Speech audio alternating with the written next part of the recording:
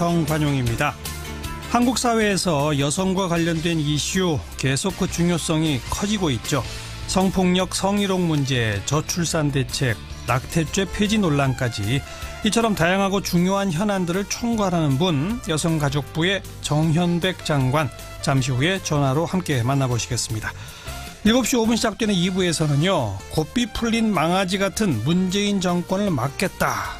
이런 주장과 함께 자유한국당 원내대표 출마를 공식 선언한 김성태 의원의 이야기 들어보겠고요. 어제 만나봤던 김민섭 찾기의 김민섭 작가에 이어서 이 작가와 여권 영문 이름이 같다는 이유로 일본 여행을 가게 된 더 젊은 그 김민섭 씨. 지금 일본에 도착해 있답니다. 일본 여행 어떻게 하고 있는지 연결해서 이야기 들어보고요. 외신이 바라본 한국의 모습, 밖에서 본 한국 코너까지. 한국 사회에서 여성에 관한 이슈들 언제나 뜨거운 감자입니다. 한샘, 또 성심병원 사태 같은 직장 내 성희롱, 성폭력 문제, 저출산 대책, 낙태죄 폐지 논란, 요 사이는 또 여혐, 남혐 논란. 이런 것들 결코 여성만의 문제는 아니죠. 하지만 여성들의 인권, 또 여성들의 삶의 질과 직접적으로 관련된 문제라는 것은 명확한 사실인데요. 그런 만큼 여성가족부의 역할도 중요해지고 있습니다. 오늘은 이 문재인 정부에서 여성정책 이끌고 있는 여성가족부 정현백 장관 연결해서 이런저런 현안들 말씀을 좀 듣겠습니다. 장관님 안녕하세요. 네, 안녕하세요. 정관용 선생님. 오래간만입니다. 초대해 주셔서 감사합니다. 예.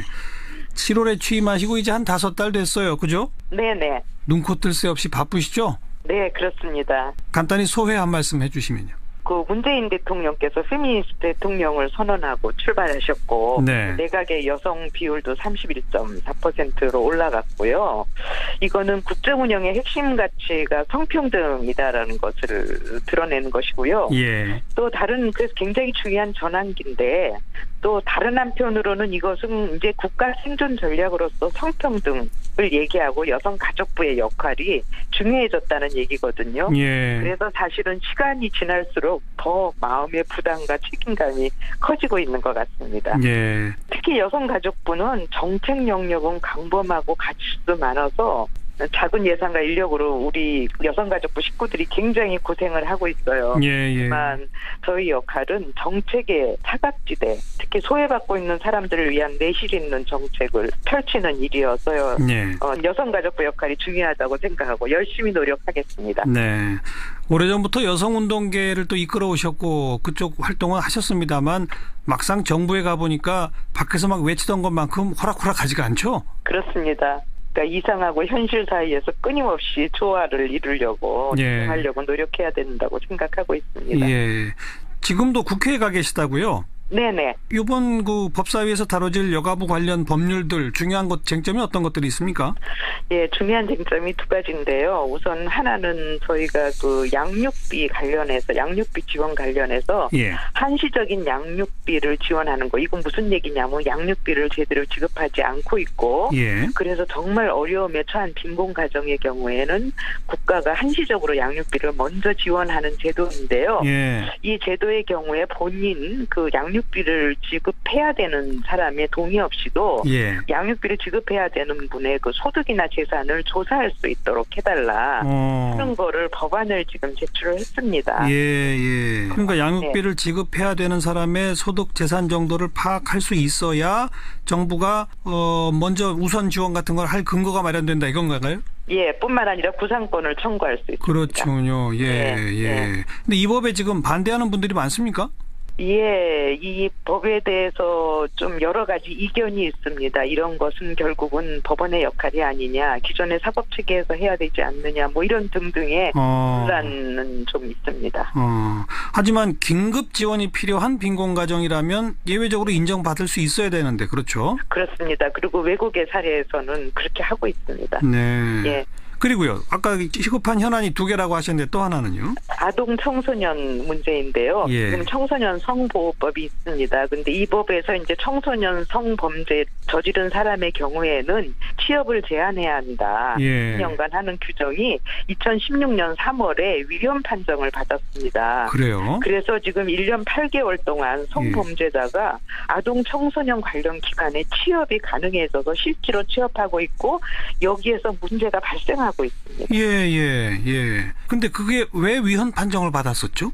아마 일괄적으로 10년을 하는 것에서부터 시작해서 취업 제한 부분에 대해서 좀 논란이 있었던 것 같습니다. 예를 들면 모두 일괄적으로 10년으로 하는 것이 사실상 형평성의 원칙에 어긋나지 않느냐 등등의 그러니까 좀 제기되었던 것 같습니다. 그러나 중요한 것은 지금 그런 성범죄자들이 청소년 관련 시설에 취업을 하고 있는 현실이어서 저희로서는 이 법의 통과는 너무나 시급하고요. 저희가 많이 노력을 하고 있습니다. 그 위헌 소지를 좀 없애는 내용으로 수정을 해서라도 새롭게 법을 만들어야 한다. 그렇죠. 그런 말씀입니다. 취업 제한의 그 연한을 조금 그때 받은 형의 양에 따라서 조정을 하는 그런 방식으로 해서라도 시급하게 이 법은 제정돼야 된다고 생각합니다. 그렇군요. 그렇지 않으면 어디에선가 다시 청소년 피해자가 저희는 발생할 수 있다고 생각하고 실제로 그런 사례들이 나타나고 있습니다. 조금 아까 양육비 지원 말씀하셔서 갑자기 떠오른 게 어제 이제 국회에서 여야가 내년도 예산안을 합의를 하면서 원래 문재인 정부는 아동이 있는 모든 가구에 주려고 했는데 상위 10%를 빼기로 했고 또 주기로 한 날짜를 좀 늦추지 않았습니까? 9월로 늦췄습니다. 여기에 대해서 조금 불만의 목소리들이 터져 나오던데 장관님은 어떻게 생각하세요? 저는 아동수당은 빨리 지급이 돼야 된다고 생각하고요. 가능하면 시기적으로도 시급하게 돼야 된다고 생각하고 있습니다. 장관님이 취임 100일 되실 때 청소년 한부모 복지시설 에란원이라는 곳을 찾으셨죠? 네네. 청소년 한부모들을 위한 시설인데요. 이 시설에 그 임신을 한 청소년들이 들어와서 거기에 머물면서 안전하게 출산을 하고 아이 양육 기간 동안 거기에 머물 수 있도록 하는 것이고요. 또 에란원이 굉장히 중요한 거는 그 안에 대안학교를 만들었습니다. 그래서 에란원에 머무는 동안 대안학교에서 교육을 받고요. 청소년 한부모가 나중에 다시 돌아갈 경우에 다니던 고등학교로 예를 들면 그 경우에는 대안학교에서 배운 학력을 그대로 인정받는 그런 방식으로 돼 있는 제도고요. 특히 저희가 가면서 너무 그 청소년들을 우리는 미혼모가 아니라 청소년 한부모라는 표현을 쓰고 있는데요.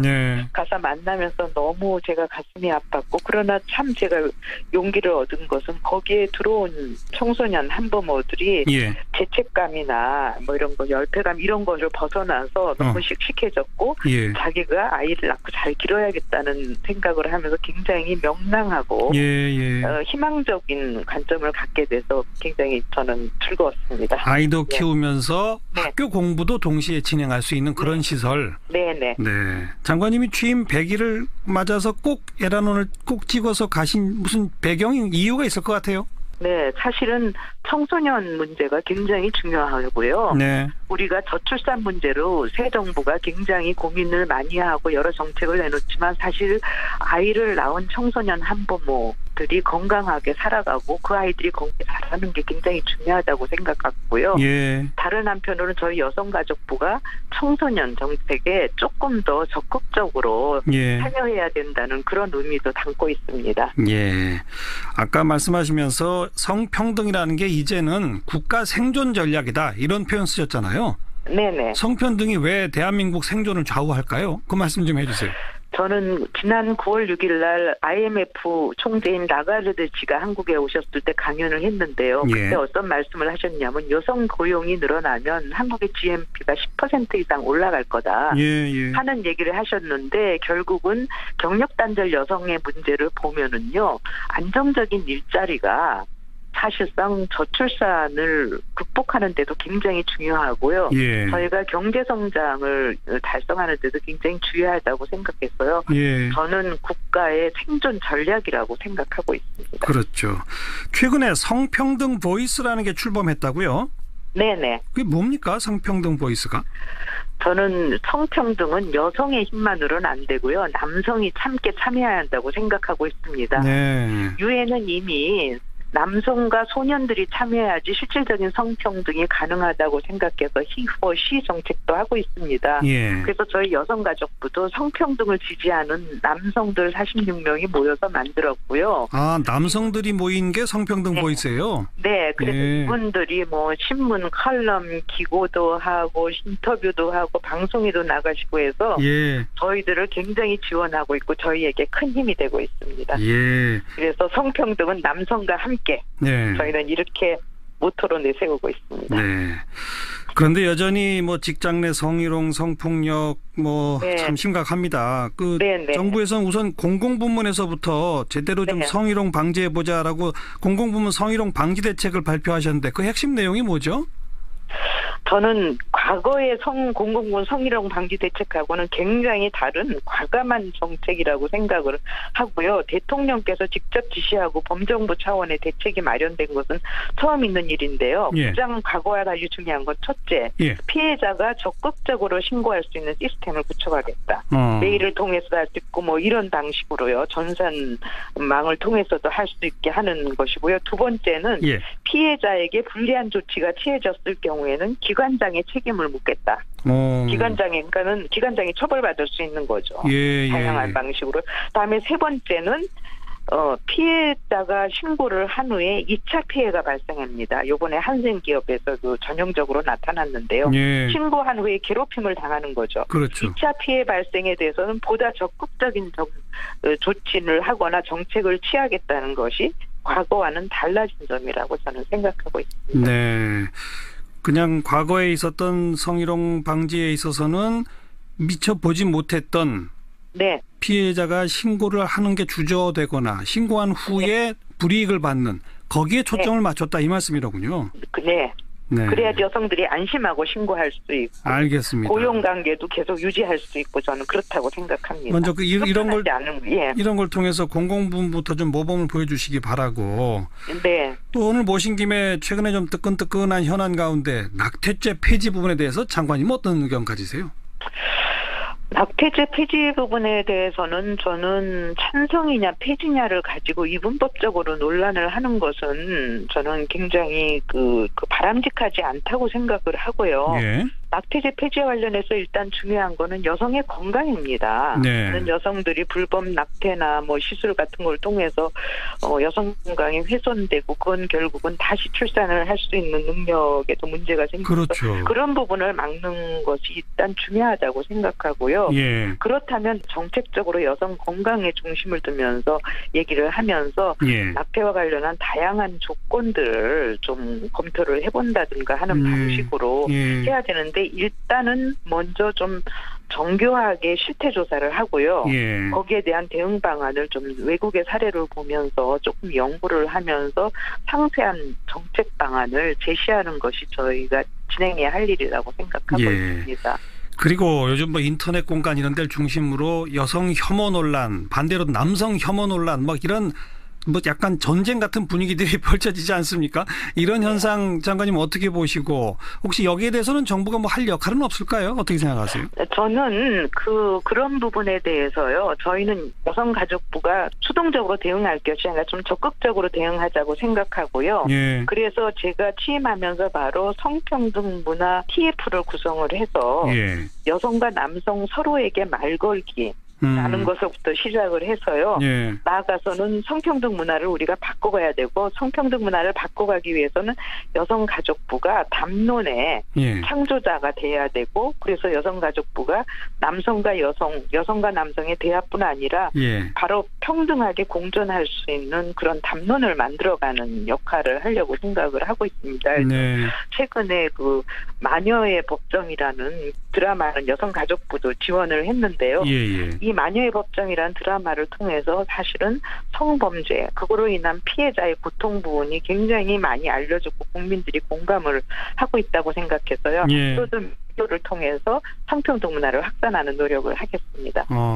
그래요. 공중파 방송의 드라마 같은 거 정말 효과가 크죠. 네, 굉장히 인기 있는 드라마입니다.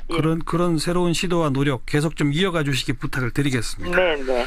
오늘 말씀 잘 들었습니다. 고맙습니다. 감사합니다. 네, 여성가족부의 정현백 장관 함께 만났습니다. 윤태곤의 뉴스 사이다. 네, 윤태곤 실장 개인 사정으로 프레시안의 곽재훈 기자가 어제에 이어서 오늘도 수고해 주겠습니다. 어서 오세요. 네, 안녕하십니까. 예산안 아직도 통과가 안 됐네요. 예, 사실상 거의 마지막 저항이라고 할 수 있겠는데요. 이 한국당의 예상보다 강경한 당내 반발이 나오면서 여야가 잠정 합의한 예산 처리가 오늘 계속 지연되고 있고 잠시 후 9시에 지금 본회의가 예정이 돼 있습니다. 한국당은 오늘 아침 9시 반부터 무려 3시간여 동안 의원총회를 열었는데요. 결국 당론 반대라는 결론을 내렸습니다. 그러면 합의해준 정우택 원내대표에 대한 불신임인가요? 아직 불신임까지는 아닌데요. 정우택 원내대표 임기가 열흘 남았는데 좀 막판에 좀 이런 안 좋은 일이 생겼습니다.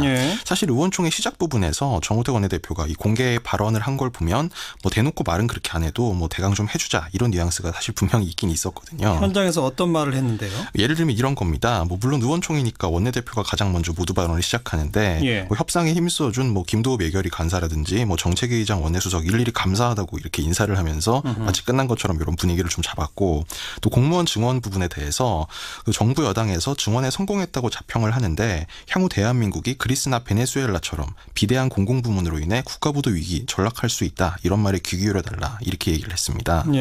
그리고요 또 이제 합의사항 잠정 합의 나온 것에 대해서 결국 반대했지만 2천억 원 이상의 과세표준 구간을 3천억 원으로 올린 것도 저의 목소리였고, 법인세 문제네요. 네네.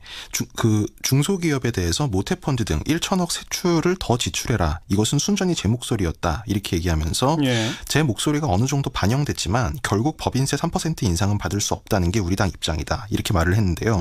물론 결론은 분명히 받을 수 없다라는 건데 이제 과정 중간중간의 내용을 보면 내가 이렇게 훌륭한 일을 많이 했다. 이런 걸 상당히 강조한 부분이 좀 눈에 띄었습니다. 모두 발언에서 그런 얘기를 했고. 네네. 근데 의원들은 어땠다는 거예요? 사실 정우택 원내대표가 이렇게 얘기를 해서 좀 어느 정도 쉽게 통과가 되지 않을까 이런 낙관이 좀 나오기도 했는데요. 막상 의총을 해보니까 의원들의 반대가 상당히 빗발을 쳤습니다. 결국 정우택 원내대표는 오늘 의원총회 직후에 공무원 증원, 법인세 인상 문제는 잠정 합의에서도 반대했지만 이 두 가지 때문에 어제 3당 원내대표가 얘기한 내용 전체를 수용하기 어렵다면서 합의에 찬성할 수 없다는 결론이다. 이렇게 브리핑을 했습니다. 의원총회에서 정우택 원내대표 보고 책임지고 물러나라 이런 말도 나왔다고 합니다. 아니 그냥 우리는 반대다. 네. 나머지 당끼리 합의하려면 해라. 이러면 또 오늘 하고 이어지는데. 네네. 근데 어제 같은 경우는 유보라고 하고 사인을 했단 말이에요. 네. 좀 이례적인 거 아니에요? 예, 그렇습니다. 사실 이게 좀 말씀하신 대로 좀 이례적인 경우인데요. 이제 그러다 보니까 한국당 안에서도 도대체 이런 합의를 뭐하러 해줬냐 이런 볼멘 소리가 나오고 있습니다. 특히 이제 그 앞에 두 가지는 유보 입장이라도 밝혔는데 유보 안 하고 그 합의를 해준 일자리 안정자금 부분에 대해서도 아예 이 총장에서 노골적으로 정원내 대표 없을 때지만 차라리 배급제를 하자 그래라. 나라 돈 갖고 뭐 하는 거냐. 이 한국당 의원들이 이런 볼멘 소리를 쏟아내기도 했습니다. 그런데 어쨌든 지금 상황에서는 한국당 입장에서 뒤집을 수 있는 뾰족한 수는 없는 거잖아요. 그렇습니다. 사실 그 의원총회장에서 그래서 앞으로 어떻게 하면 좋겠냐. 그래서 예산안이 자동 부의가 되는 건데 그럼 수정안도 부의되는 거냐 아니냐. 되는 거다. 이런 한국당 의원들의 고민이 들려오기도 했는데요. 어제 합의된 게 수정안이죠. 네, 그렇습니다. 그래서 지금 여당이 민주당이 국민의당과 공조하면서 이 과반 의석을 완성을 했습니다. 민주당 121석에 국민의당 39석. 그래서 160석이 됐거든요. 그렇죠. 이제 이렇게 되면 다시 국회 선진화법이 이 위력을 발휘하게 되는 겁니다. 네. 그러니까 한국당이 지금 할 수 있는 건 없잖아요. 그렇습니다. 정우택 원내대표 한 말 그대로인데요. 할 수 있는 게 그러니까 막을 수는 없고 그럼 막지는 못하는데 할 수 있는 건 3가지 정도. 그러니까 정 원내대표가 이렇게 말했습니다. 본회의장에 들어가지 말고 반대할 거냐, 반대 토론하고 퇴장할 거냐, 표결에도 임할 것이냐 이런 문제가 있다. 이렇게 말을 했거든요. 사실 요 3가지 중에 하나를 선택할 수밖에 없는 상황이고요. 어떤 방법을 택하든 소위 수정안이 통과되면 우리는 제1야당의 한계를 다시 느끼는 계기가 될 것이다. 이 정원내 대표가 이렇게 말을 했습니다. 그래서 이 총에서 불만이 쏟아지니까 이런 현실을 좀 봐야 된다는 취지로 유연하게 해야 될 때는 유연하게 해야 된다. 예산이 오래만 있는 것도 아니고 우리가 아무리 발버둥 쳐도 통과된다. 역시 정우택 원내대표 말이었습니다. 정우택 원내대표를 공격하는 자유한국당 의원들도 사실 자기들이 이렇게 해봐야 어떻게 할 수 없다는 걸 알지만 그러나 분명한 입장을 밝혔어야 되는 거 아니냐 그런 정도겠군요. 네, 조금 바로 이제 새누리당 한국당 원내대표 선거가 있는데요. 그것도 좀 영향이 있는 것 같습니다. 그렇겠죠. 혹시 예산안 갖고서도 필리버스터 할 수 있습니까? 이게 인사 안건과는 달리 예산안 자체는 원래 필리버스터를 할 수는 있습니다. 근데 지금 국회 선진화법 규정을 보면 12월 1일 이후에는 이게 필리버스터 대상이 안 되거든요. 그래서 법률상 할 수가 없습니다. 지금. 그렇군요. 바른정당도 반대 입장이죠? 네, 바른정당도 반대 입장인데요. 이 뭐 정의당도 사실 이 한국당 바른당과는 결이 다르지만 이제 이분들은 복지를 좀 더 확대해야 된다 이런 측면에서 반대인데 예. 사실 뭐 이분들을 다 합쳐도 과반이 안 되고 예. 특히 정의당 같은 경우에는 이 부결 위기까지 몰리면 찬성 투표할 가능성이 좀 높습니다. 그렇겠죠. 그러니까 그 한국당 116명에 바른정당 11명을 더해야 총 127명 정도거든요. 근데 사실 바른정당에서 반대하는 거는 뭐 예산안 처리 결과랑은 좀 다소 무관하고 예를 들면 뭐 국민의당과 정책연대가 어떻게 되느냐 뭐 이런 그렇죠. 부분에서 좀 주목이 되는 정도지 예. 한국당 바른정당 힘을 합쳐봐야 뭐 지금 예산안 처리를 물리적으로 막기는 좀 어려운 상황입니다. 지금 방금 언급한 것처럼 국민의당하고 바른정당이 뭐 통합까지 얘기 나오다가 정책연대 지금 본격화하고 있는데 네네. 첫 단추부터 완전히 어그러진 거예요. 그죠? 네, 오늘 이제 유승민 그 바른정당 대표가 이 당 지도부 회의에서 좀 세게 발언을 했습니다. 여소야대 국회에서 야당이 정부를 제대로 견제할 책임을 다하지 못하고 잘못된 합의에 이르게 됐다면서 국민의당을 찍어서 특히 국민의당이 캐스팅 보트를 쥐고 있으면서도 잘못된 합의안에 서명한 것을 분명히 지적하고 싶다. 이렇게 날을 세웠습니다. 국민의당 측에서는 뭐라고 받았습니까? 안철수 대표는 뭐 해석하자면 봉합이라고 할 수 있겠는데요. 국민의당도 공무원 증언에 반대했지만 책임 있는 정당으로서 최대한 빨리 예산안을 통과해야 하는 고충이 있었기에 나름대로 최선을 다해서 적정한 수준에서 합의한 것이다. 이렇게 설명을 하면서 예. 예산이 끝나고 나면 본격적으로 그 법률안을 논의하는 12월 임시국회가 될 것인데 그때 이 바른정당과 세부적 논의들을 해나갈 시점이 본격적으로 다가오게 됐다. 그러니까 예. 한마디로 앞으로 잘해보자는 취지로 언급을 했습니다. 이번엔 잘못됐지만 앞으로 잘해볼 기회는 있다. 네, 또 김동철 원내대표도 시간을 정해놓고 하는 거다 보니 어쩔 수 없었다 이렇게 얘기하면서 기자들과 만나서 아까 내가 유승민 대표를 만나서 경황이 없어서 그렇게 됐다 죄송하다 이렇게 말을 했고 정책연대는 앞으로 계속 해야 할 것이다 이렇게 말을 했습니다. 그래요. 수고하셨습니다. 네, 감사합니다. 프레시안의 곽재훈 기자였습니다. 오늘 하루 화제가 된 뜬 뉴스들부터 정리해드립니다. CBS 김현지 기자 안녕하세요. 네, 안녕하세요. 네, 첫 소식은요. 네, 우리나라 휴대전화 요금이 비싸다 이런 말 나온 지 참 오래됐는데요. 실제 다른 나라와 비교한 통계치가 나와서 네티즌들이 많이 보고 있습니다. 예. 결론부터 말씀드리면 우리나라의 스마트폰 데이터 요금이 OECD와 UN 소속 41개 국가 중에 가장 비싸다는 건데요. 하하. 핀란드의 경영 컨설팅 업체 리휠의 조사 결과입니다. 우리나라의 4G LTE 데이터 1GB당 가격은 13.4유로 약 17,300원인데 이는 물가가 비싸다는 미국보다 약 5,000원, 일본보다도 약 9,000원이나 비싼 가격입니다. 네. 데이터당 약 400원 정도인 핀란드보다는 무려 45배나 비싼 수준입니다. 아니, 우리가 왜 이렇게 비싸요? 예, 이게 스마트폰이 보편화되면서 통화나 문자보단 데이터 사용량이 급격히 늘어나자 유럽이나 주요 국가들은 요금제 모델을 바꾼 겁니다. 이 데이터 요금을 상반기보다 평균 30% 내리거나 데이터를 무제한 제공하는 추세가 가속화되고 있습니다. 예. 반면 우리나라는 그대로입니다. 이에 리휠은 한국과 미국, 일본의 데이터 요금이 과도하게 비싸다고 지적했는데요.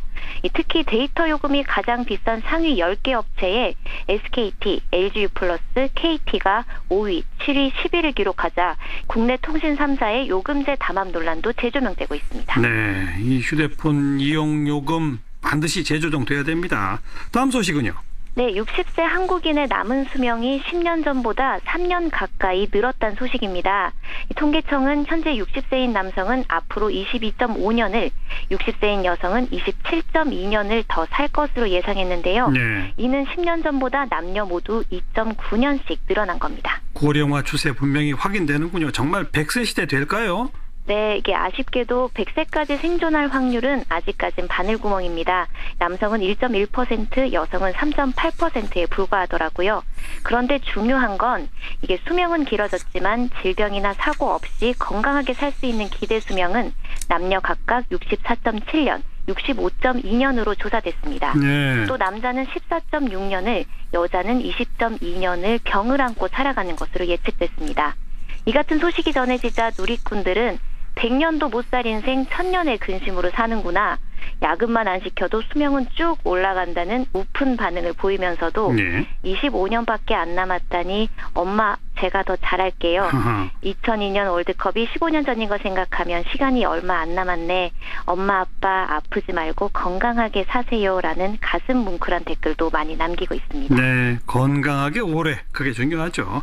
다음 소식은요. 네, 오늘 K-팝과 관련된 재밌는 기사들이 올라와서 소개해드리려고 합니다. 먼저 K-팝이 올 한 해 전 세계 트위터에서 가장 화제가 된 주제로 집계됐다는 소식인데요. 네. 그중에서도 올해 가장 많이 트윗된 글로벌 계정에 방탄소년단이 1위로 선정됐습니다.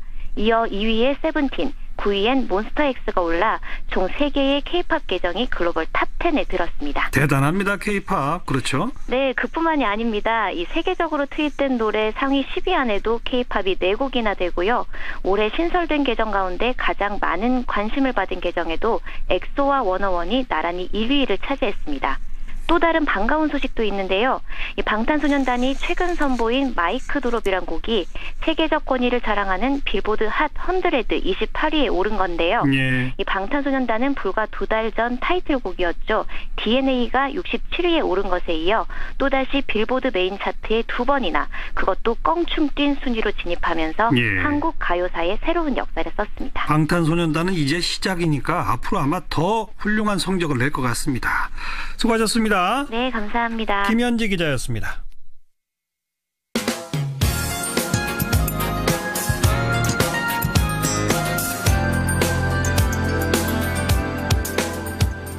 친절하고 재미있는 시사풀이 CBS 라디오 시사자키 정관용입니다.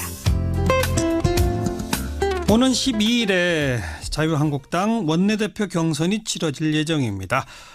친홍준표계로 분류되는 김성태 의원 오늘 원내대표 경선 출마를 공식 선언했네요. 출마의 변을 들어보겠습니다. 김성태 의원 안녕하세요. 예, 안녕하세요. 김성태입니다. 먼저 어제 협상 협상 결과에 대해서 오늘 의원총회에서 정우택 원내대표한테 질타하는 목소리들이 많았었다는데 만약 김성태 의원이 원내대표였다면 이번 예산안 협상 어떻게 했을 것 같습니까? 상당히 아쉬운 부분이 많죠. 우선 이 예산 협상을 가지고 어제 대표가 서명을 마친 이후에 그 내용을 잠정 합의안이라고 이렇게 들고 나와서 예. 저희 자유한국당 의원총회에 그걸 부의하고 총의를 물은 것은 그 절차나 과정이 좀 적절치 못했습니다. 예. 그러니까 어느 정당이든 단체든 조직이든 그 구성원들의 총의를 묻기 전에는 예. 합의문까지는 만들어지더라도 예. 그 조직이나 단체 정당의 대표성을 가지고 서명이 돼버리면은 예. 이미 법적인 효력은 합의가 되어버린 겁니다. 그러니까 서명을 한 게 잘못이었다? 그렇죠. 그리고 중요한 것은 국민의당 역시 이번에 민주당의 계열사로서 우리가 우려하는 그런 현실이 이제 돼버렸잖아요. 예.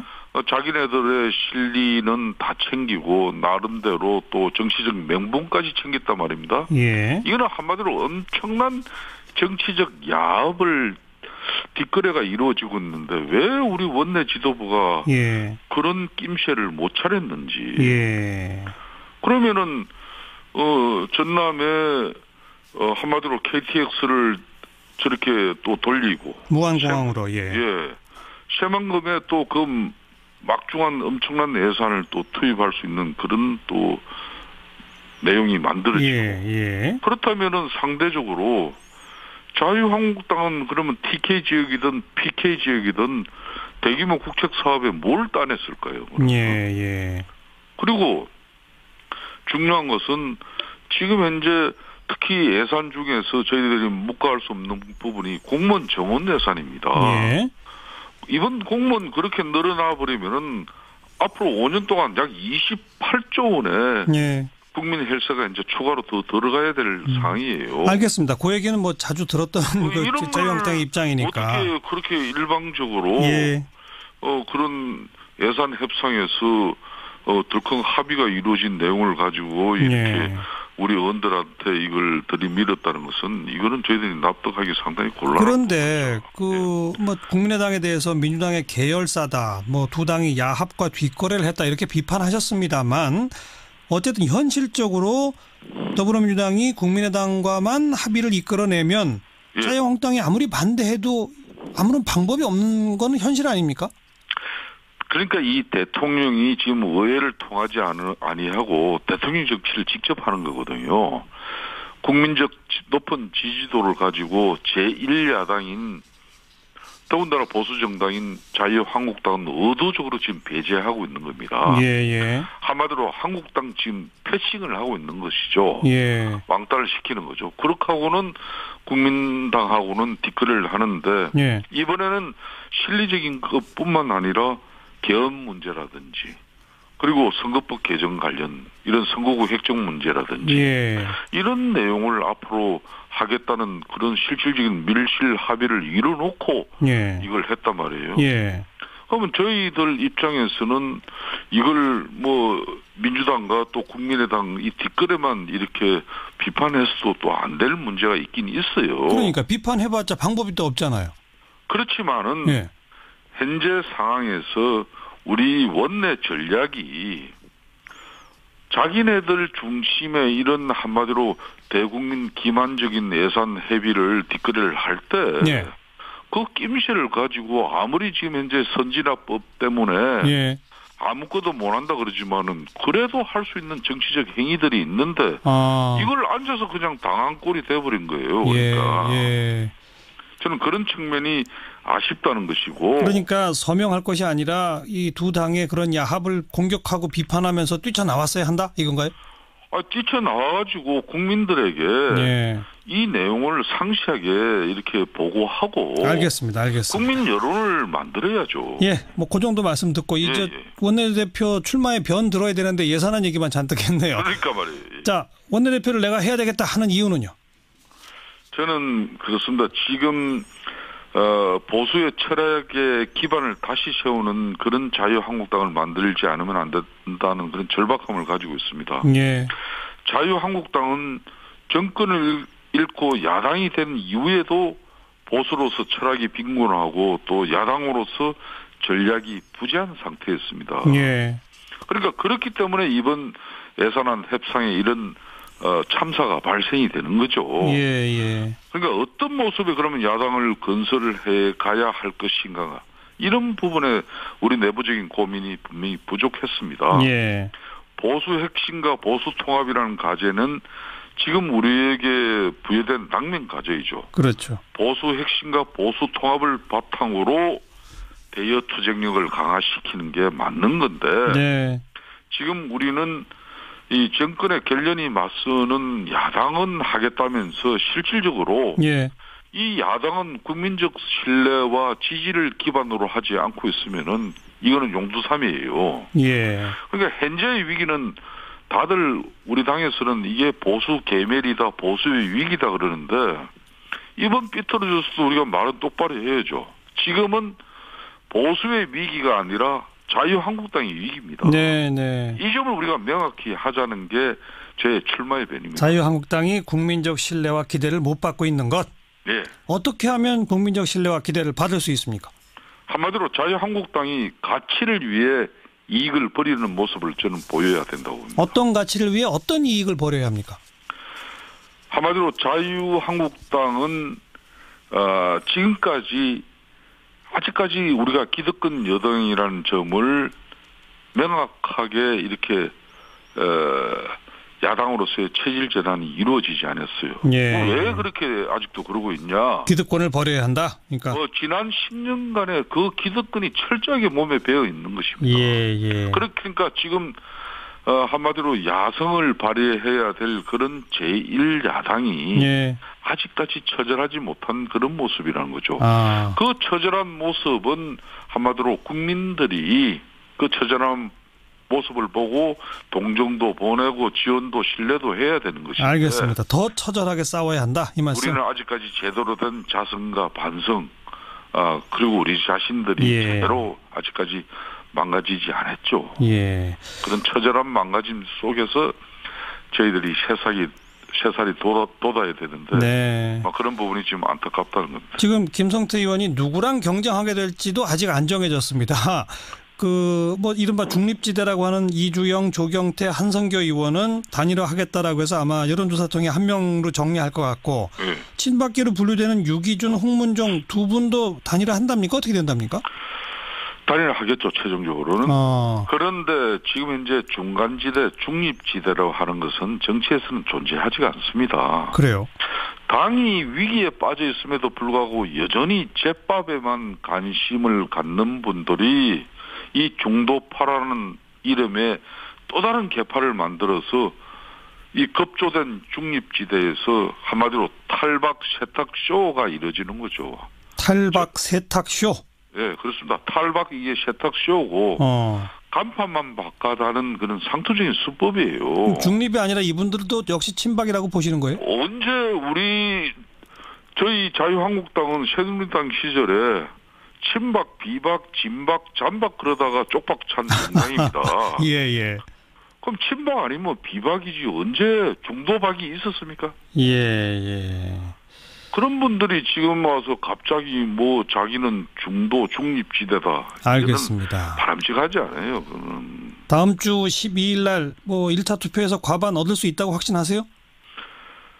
저는 우리가 강력한 대여 투쟁력을 가지기 위해서는 당이 하합하고 또 결집된 그런 모습 속에서 일치 단결된 모습 속에서 제대로 된 제1야당의 투쟁력이 만들어진다고 보고 있습니다. 그런 측면에서 그동안 많은 의원들을 만났고 또 지금은 문재인 정권의 독단과 전행 속에서 정치보복과 또 정책보복과 인사보복이 이루어지고 있는 참 암담한 현실입니다. 이 현실을 극복할 수 있는 길은 한마디로 우리 자신들이 변화하는 길이고 그 변화는 핵심 속에서 변화가 이루어져야 되는 것이죠. 그러니까 과반 넘는 득표로 하나가 되자 이 말씀이시군요. 그렇습니다. 저는 그런 길을 위해서 알겠습니다. 꼭 1차에서 이 과반 득표를 하고자 최선의 노력을 다하고 있습니다. 네, 함께 결과 지켜보겠습니다. 수고하셨어요.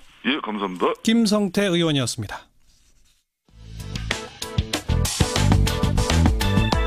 항공권 양도를 위해서 자신과 이름이 같은 김민섭 씨를 찾겠다고 나섰던 작가 김민섭 씨. 어제 저희 프로그램에서 만나봤었죠.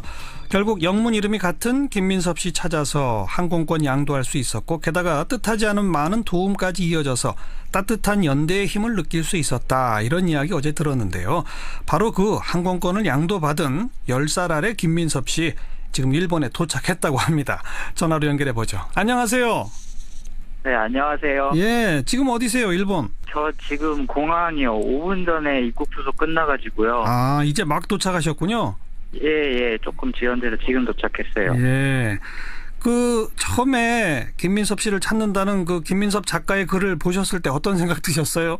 굉장히 그냥 조금 두근댔고요. 그런데 요일을 보자마자 좀 실망한 게 제가 이제 출근해야 되는 날짜라서 그래서 처음 댓글 태그 됐을 때는 못 간다고 말씀을 바로 드렸어요. 그러다가 이제 점심시간에 이제 대표님이랑 식사할 일이 있어가지고 이제 얘기를 꺼냈는데 그거 재밌다. 야, 그럼 갔다 와. 이러셔가지고 그때 이제 메시지 보내서 그렇게 가게 됐어요. 예. 그리고 처음에 그 메시지를 보내면서 저보다 더 요긴하게 사용할 분이 있으면 그분 먼저 해도 좋습니다. 이런 글을 또 남기셨다면서요. 나도 갈 수 있습니다만 이러면서. 아, 네. 지금 원래 김민섭 작가님 취지가 이제 여행이 좀 더 절실한 뭐 수험생 같은 분들을 찾는 글이셨고 그래가지고 저는 이제 완벽히 맞지는 않지만 메시지를 드리는 입장이었기 때문에 그런 말씀도 덧붙였었어요. 예. 그렇게 좀 뭐 스스로 양보할 의사까지 비춰서 그런지 항공권을 받은 것뿐만 아니라 누가 뭐 숙박비도 대주겠다 그러고 또 누가 교통 그 패스 카드도 보내주고 그랬다면서요? 예. 그것 때문에 그런지는 잘 모르겠는데 항공권을 양도받고 나서 진짜 얼마 안 돼가지고 이제 본인이 교사신데 자기 학생들은 항공권을 받아도 이제 다른 뭐 숙박비나 이런 게 해결이 안 돼서 이제 못 갈 형편이 있는 학생들이 많다고 자기가 가르치는 학생 중에 그런 게 생각나서 저한테 이제 결례가 안 되면 저 혹시 숙박비를 지원하고 싶다는 말씀 되게 정중하게 전해 들었어요. 저는 되게 놀랬고요. 그 말씀 듣자마자. 교통 패스는 이제 어떤 분이 올해 이제 후쿠오카 여행을 어머니랑 다녀오셨는데, 예. 시내를 여행할 수 있는 이제 교통 패스가 남는다고 연말까지니까 혹시 주소 보내주시면 등기로 보내주시겠다고 해서, 예. 그것도 되게 너무 놀라웠고요. 그래, 그 숙박비 지원이랑 교통 패스 다 받으셨어요? 지금 받아서 출발하신 겁니까?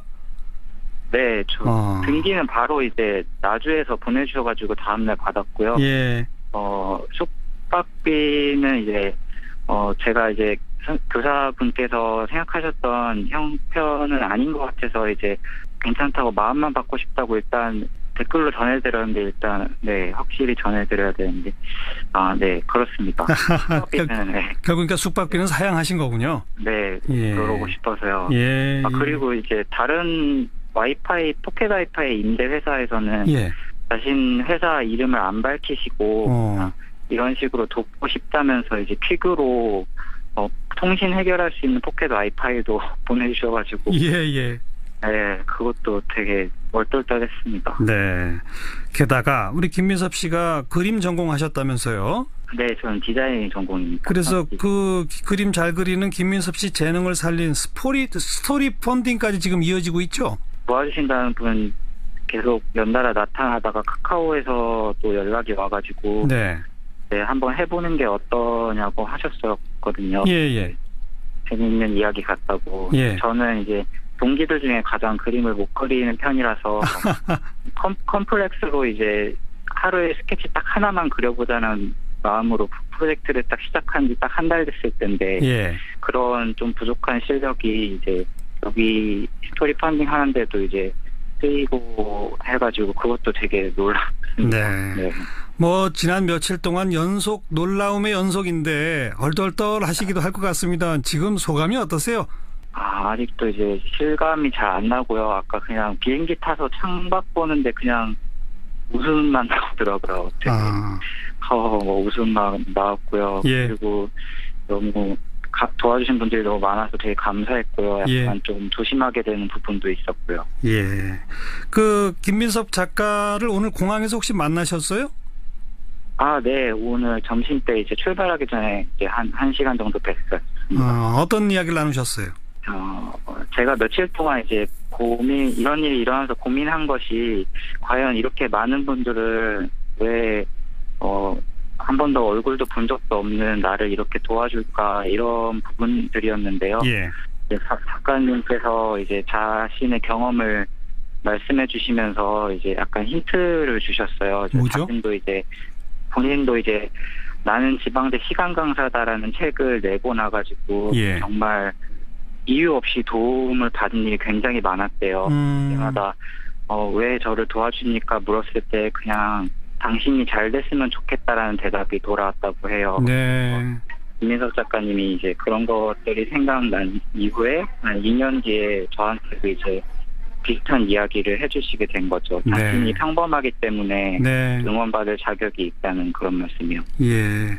바로 어제 저희 방송에서 그 김민섭 작가와 인터뷰를 했는데 김민섭 작가가 따뜻한 연대, 우리 사회에 그런 게 있다라는 말씀을 하시고 우리 지금 일본 가 있는 김민섭 씨야말로 25 그 나이에 가장 보편적인 우리나라 청년이다. 바로 그 김민섭 씨들이 모두 잘 되는 사회가 되길 바란다. 이런 이야기를 했거든요. 어떠세요? 네, 저도 이제 대단할 거 없는 사람인데 응원을 받았듯이 그런 걸 거치면서 저도 이제 다른 저랑 비슷한 사람들을 볼 수 있는 시선을 조금 연습할 수 있게 된 것 같아요. 그래서 내 주위에 있는 사람도 내가 이렇게 힘을 줄 수 있겠구나 이런 생각 들고요. 왜냐하면 저는 아직 여태까지 이제 받는 것에 대해서 익숙하지 않았는데 이제 주는 것에 익숙하신 분들을 이렇게 한꺼번에 많이 만나고 나니까 그런 시선을 배울 수 있는, 연습해 볼 수 있는 그런 소중한 선물을 받은 것 같습니다. 예. 그래서 우리가 서로 주위를 돌아볼 수 있는 그런 사회가 정말 됐으면 좋겠네요. 아무튼 참 뜻밖의 행운으로 가게 된 일본 여행 잘하고 돌아오시기 바랍니다. 고맙습니다. 네, 감사합니다. 네, 일본 가 있는 김민섭 씨였습니다. 여러분 뉴스 뉴스입니다. 김민아 기자 어서 오세요. 안녕하세요. 오늘 들어볼 소리는요. 휴대전화 부품 납품 협력업체에서 파견 노동자로 일하다가 메탄올 중독으로 실명이 된 피해자 6명이 이 박근혜 정부에서 고용노동부 장관을 지낸 인사들을 고발했는데요. 이 기자회견 소리를 들어보시죠.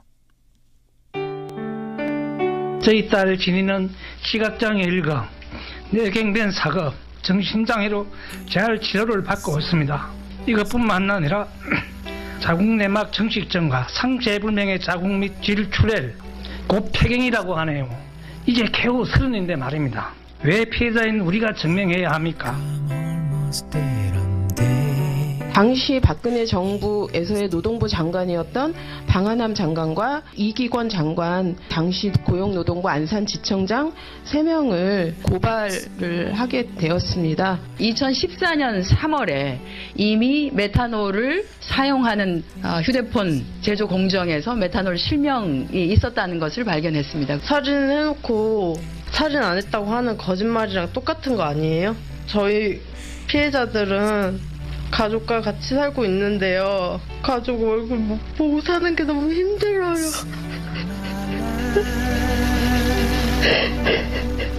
네, 고발에 이르게 된 사연 좀 다시 정리해 주세요. 이 사람들이 이제 2015년 2월부터 2016년 2월까지의 피해를 당해서 이미 국가를 상대로 해서 손해배상 청구 소송을 진행 중인데요.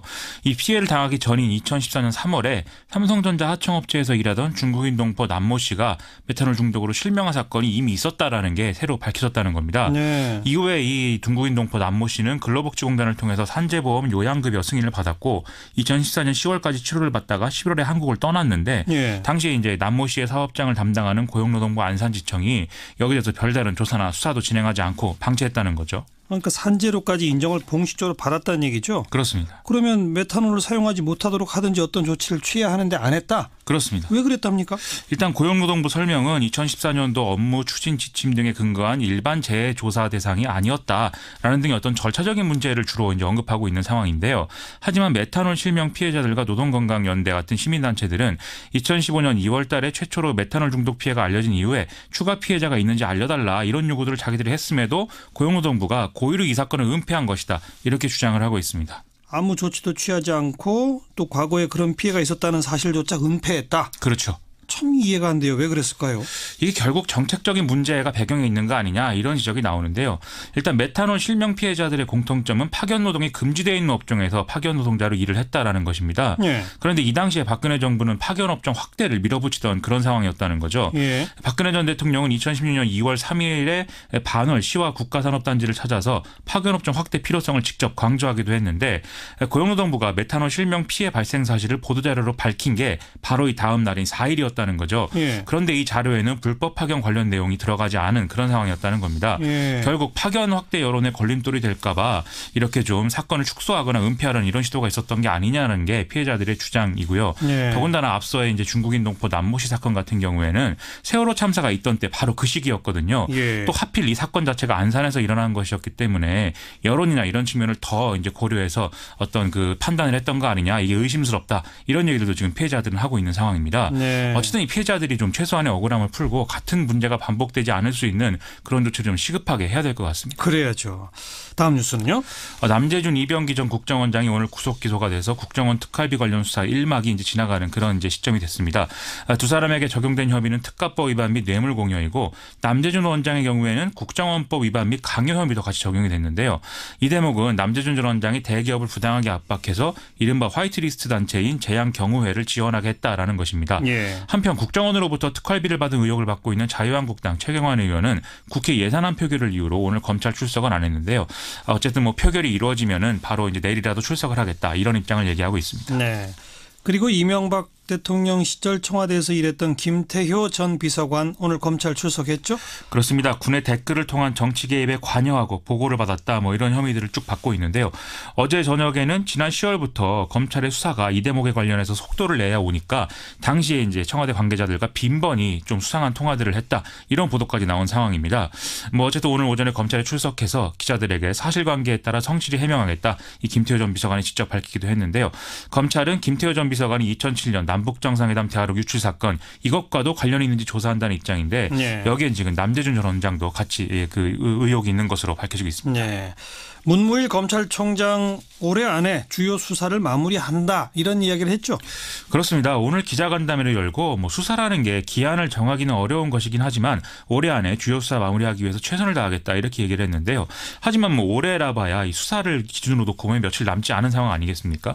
그래서 더불어민주당 박범계 의원 같은 경우에는 졸속으로 진행될까 봐 이 수사가 졸속으로 진행될까 봐 우려가 생긴다 이런 얘기를 또 페이스북에 쓰기도 했습니다. 예. 다만 문무일 총장은 최근에 구속적 부심으로 주요 사건 피의자들이 잇따라 석방되고 있는 거에 대해서 좀 이런 건 더 명확한 기준이 필요하다라면서 약간 불편함을 내비치는 이런 모습도 보였는데요.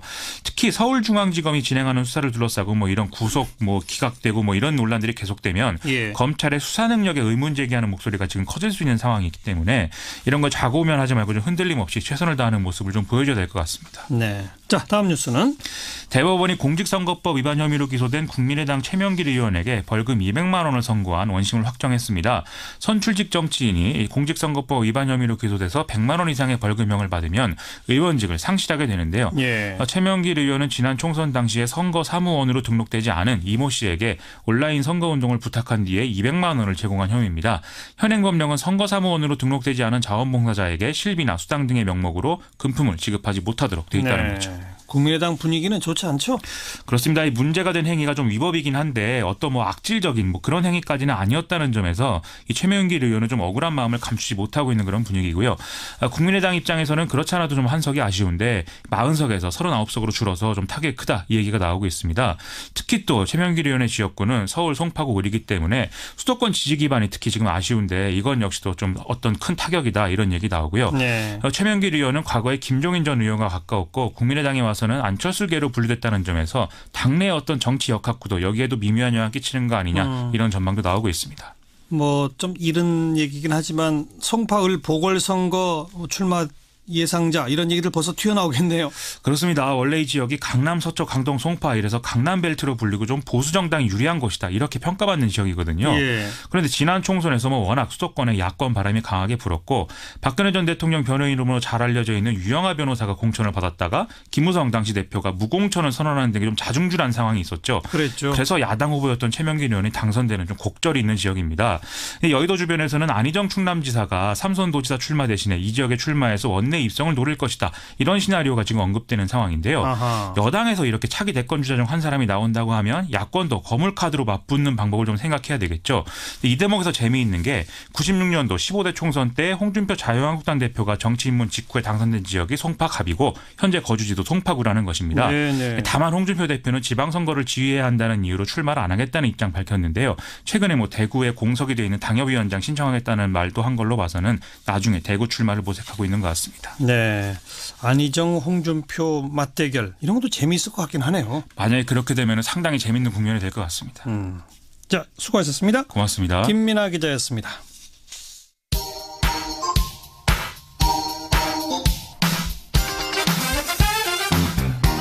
외신에 보도된 우리 모습 살펴보는 밖에서 본 한국 코너입니다. 국제문제평론가 인문결연구소의 임상훈 소장 어서 오십시오. 네, 안녕하십니까. 지난주에 있었던 북한의 미사일 발사 거기에 대한 국제사회 반응 좀 정리해 봅시다. 네, 북한이 지난주 행했던 거의 75일여 만에 국제사회를 위한 도발.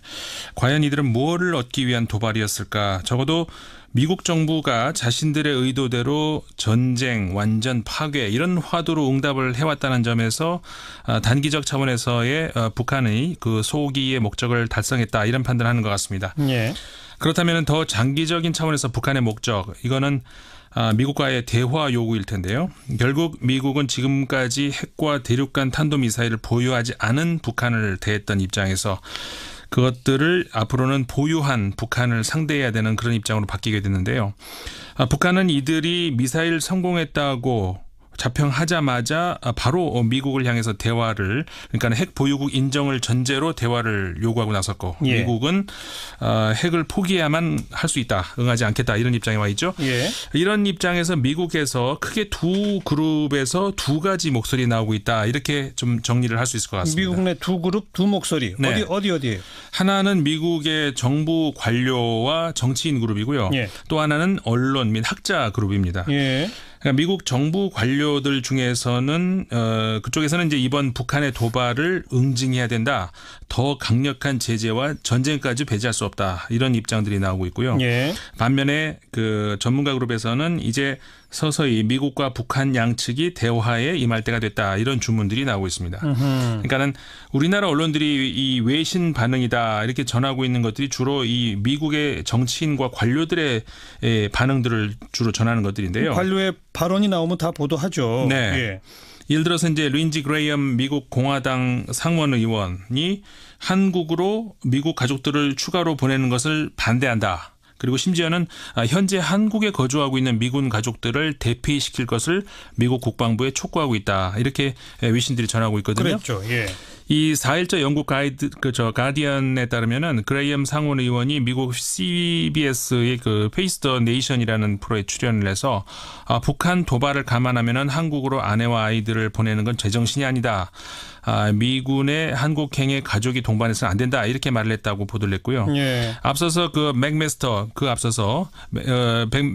백악관 그 안보보좌관은 현재 북한이 미국의 가장 시급한 위협이고 전쟁의 위협이 나날이 커지고 있다. 이렇게 말을 한 바 있었습니다. 네, 그러니까 미국의 정치인과 관료들 쪽의 반응은 초강경 목소리고 지금 위기가 굉장히 심각하다. 이런 걸 강조하는 쪽이다. 그런 얘기죠. 네, 그렇죠. 그러니까 우리가 그 북한의 미사일 한 방 또 트럼프 대통령의 말폭탄 한 방 이게 나올 때마다 가슴을 쓸어내리고 놀랐다 쓸어내리고 이러지 않았습니까? 그랬죠.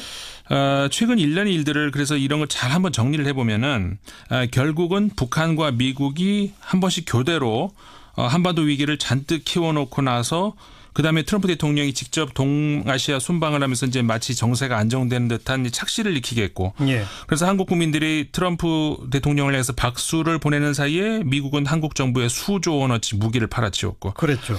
그리고 트럼프 대통령 다시 미국으로 돌아가서 북한을 테러 지원국으로 재지정하면서 정세를 다시 원칙시켜놨고 북한은 다시 미사일 발사했고 예. 결국은 최근 몇 개월 이 상황이 진전된 건 하나도 없고 달라진 것이라고는 한국 정부만 천문학적 규모의 군사 장비를 미국에 계약했다. 이거밖에 달라진 게 없다는 거죠. 예. 결국 미국 정치권의 한반도 이 위기 조성 이게 미국 군수 산업을 활성화시키는 장점 외에 한반도 정세 안정에 무슨 기여를 했느냐 이런 목소리가 나올 수 있다는 건데 이게 이제 중국에서 대표적인 그런 볼멘 소리가 나오는 것이 바로 이런 입장입니다. 예. 지난달 30일자 홍콩 대공보에 초대 주한 중국 대사를 지냈던 옌징 전 대사가 기고문을 실었는데요. 옌징 대사는 이렇게 말을 했습니다. 한반도 안정을 바라지 않는 두 나라가 미국과 북한인데 하하. 양국의 생각은 다르지만 북미 간의 의도적인 도발이 현재의 한반도 위기를 만들고 있다. 이렇게 주장을 했습니다. 예. 한반도 안정을 바라지 않는 두 나라가 미국과 북한이다. 네. 참 생각해 볼 건 대목이고요. 그런데 미국 내의 그 정치권과 관료들과 또 다른 입장, 또 다른 목소리가 있다는 거죠. 그건 네, 뭐예요? 그렇죠. 그러니까 이게 비슷한 소리가 나오는 건데 이게 뭐냐면은 미국의 또 다른 목소리. 그러니까 이 한국 언론에서 비교적 그 상대적으로 소개가 잘 안 되고 있는 목소리들인데요. 미국 언론에서는 더 광범위하게 전해지고 있는 전문가 집단 목소리입니다. 지난달 30일자 미국 뉴욕타임스는 사설을 통해서 북한의 핵실험이 역설적으로 희망의 전조가 될 수 있다 이런 주장을 했는데요. 예. 이 신문은 이번 북한의 대륙간 탄도미사일이 물론 두말할 것 없이 도발인 건 맞지만 이는 오히려 새로운 외교 국면의 가능성이 될 수 있다 이렇게 주장을 한 거거든요. 그리고 북한 측의 말대로 이번 실험이 실제로 만족할 정도라면은 지금이야말로 트럼프 행정부가 다시 한번 대화의 가능성을 북한에 타진해야 할 적시일 수 있다. 이렇게 뉴욕타임스가 주장을 했습니다. 예. 그 블룸버그 통신 역시 지난 30일자 북한과 대화를 해야 하는 사유라는 제목의 사설에서 북한이 이번 핵실험 이후에 국가 핵무력 완성의 역사적 대업에 실현됐다 이렇게 선언을 했다고 하면서 그렇다면 이거는 핵 및 미사일 개발 중단에 대해서 논의할 의향이 있음을 가리키는 것이 될 수 있다 이렇게 분석을 했습니다. 예, 핵과 미사일 완성했다. 그건 결국 대화를 하겠다. 대미 협상력 강화 우리는 다 했다. 네. 이제 대화하자. 네. 이런 얘기죠. 그러니까. 그렇죠. 다만 이제 블룸버그 통신 같은 경우에는 그렇다고 해서 이 대화 타진이 북한의 승리를 하는 해석으로 비춰서는 안 된다. 이 점은 강조를 하고 있고요. 그러니까 미국의 입장이 상당히 신중해야 되고 또 어떤 대화든 시간은 굉장히 오래 걸린다. 때로는 좌절감을 줄 수도 있다. 하지만 해야 할 일은 꼭 해야 된다. 이렇게 이제 시간이 오래 걸릴 수 있는 대화를 강조를 했고요. 예.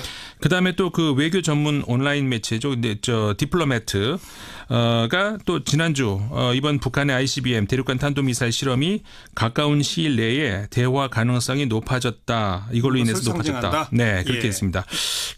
이 매체 역시 북한이 목표를 달성했다고 말한 부분에 그 주목을 하고 있었는데요. 뭐 그렇다면 머지않아서 미국 정부와 대화에 임할 그런 의향이 있음을 보여주는 의도적인 신호다. 이렇게 해석할 수 있다고 분석을 하고 있습니다. 예. 그러면서 역시 몇 주 사이 변화가 일어날 것이다.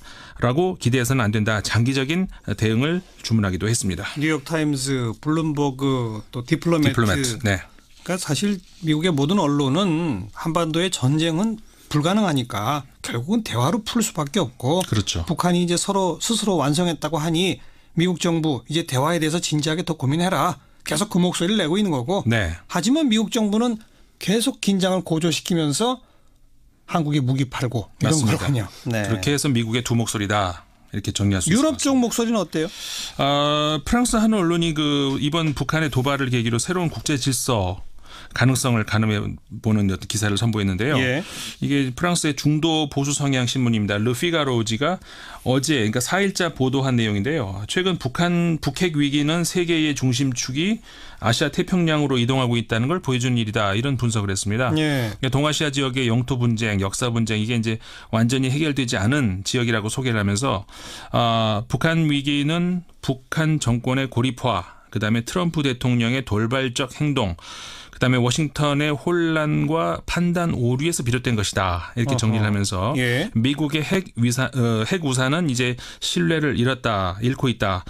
북한 위기, 북핵 위기의 가장 큰 패자는 리더십을 급격히 상실하고 있는 미국이다. 이렇게 피가로지가 평가를 했습니다. 미국이 리더십을 잃어가고 있다? 네. 그러니까 미국이 리더십을 잃어가고 있다는 거는 뭐 피가로 신문뿐만이 아니라 유럽의 그 서방 국가 언론들의 일반적인 좀 공통적인 견해로 보이는데요. 예.